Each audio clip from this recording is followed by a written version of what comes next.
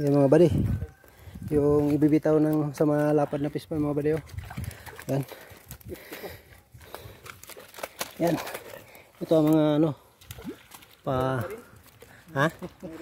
Meron pa rin talaga. Mga pambitaw na ito mga buddy sa ano. Yan, bagong sarok namin dito sa kabilang nursery papunta doon sa malapad na Yan dyan.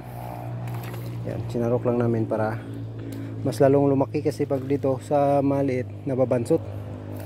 Yan, tumihipon pa. Maglaki pa ito. Hipon. Eh, may patay na isa. Hindi ba matay yan? Kapan lang yan. Oh, ba diyo? Talagang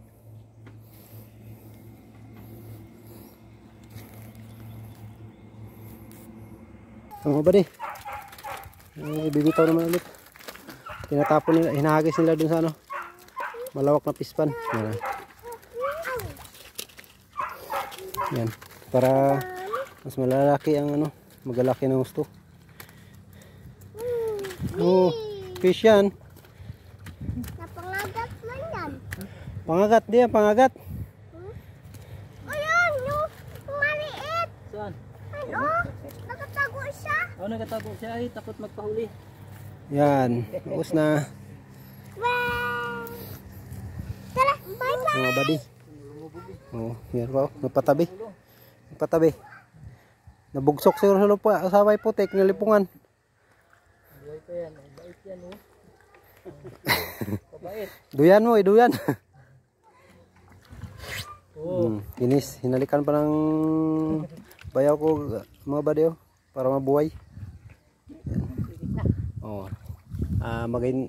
Hintay naman tayo ng mga 3 months mga buddy. Harvest na naman yan. 3 months. Mabuhay. 3 months yan, nasa na? 3 kilo, 3 piraso, 1 kilo. Or dalawa. 2 piraso, 1 kilo or 3 piraso, 1 kilo. Yan. Yan, ganyan kalawak yung binibitawan ni tatay mga buddy para maglakihan talaga kasi pag maliit na area na pupulyot sila. Hindi sila lumalaki ng masyadong kaya ang iba, pag maliit ang bahay hindi nagalaki. Mga buddy. Kuli pa kami doon sa kabila mga buddy, tapos idadagdag namin bitaw dito.